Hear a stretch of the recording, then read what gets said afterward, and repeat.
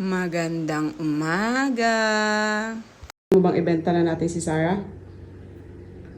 Maglalagay na ako sa labas. Sarah for sale. Gusto mo? No? Bakit? Inaaway ka naman niya, di ba? Pinapaiyak ka niya lagi. Benta na lang natin siya.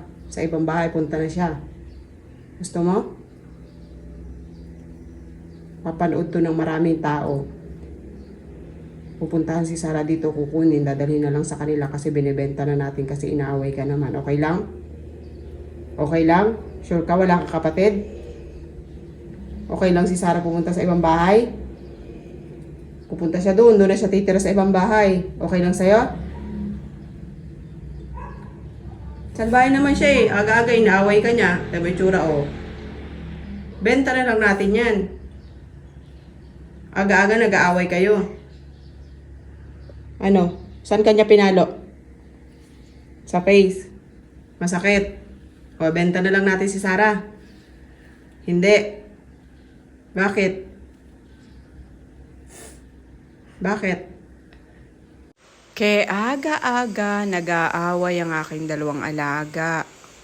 Actually, araw-araw naman talaga silang may eksena ng pag-aaway. Siyempre, tuwing umaga ay si Ate Kina talaga ang laging talo. Minsan naman ay napapaiyak niya rin si Sarah pero bihirang-bihira. Mas madalas ay siya talaga ang napapaiyak ni Sarah. Hindi talaga niya kayang awayin si Sarah o patulan. Pero si Sarah kaya siyang awayin ng kahit na ilang beses. Kaya yan itinatanong ko nga kung gusto niyang ibenta na lang si Sarah ay ayaw pa rin naman niya. Mahal na mahal niya naman talaga si Sarah kaya itong si Sarah ay lumalaki ang ulo. Lagi na lang niyang inaaway ang Ate Kina niya at lagi niyang napapaiyak. Pag sa kapilyahan, panalo si Sarah. Ano magbubukas ng gate? Si Sarah. Buksan yung gate, Sarah. Go. Gusto mo maiwan dito sa bahay? Okay, bukas ka ng gate. Go. Ikaw na lang kayo na, umiiyak si Sarah. O diba, talo na naman ang Ate Kina. May mga pagkakataon naman na kapag inutusan mo itong si Inday ay nasunod.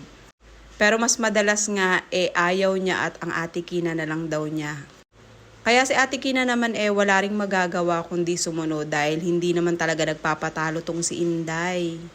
Pero pag uwi namin sinubukan ko siyang utusan na buksan ang gate. Aba, hindi nagdalawang isip at agad-agad bumaba sa e-bike at nagbukas ng gate ng nakangiti. Ayay, walang toyo ang Inday. Ayun lang naman po for today's video at maraming salamat po sa inyong laging panonood. Thank you.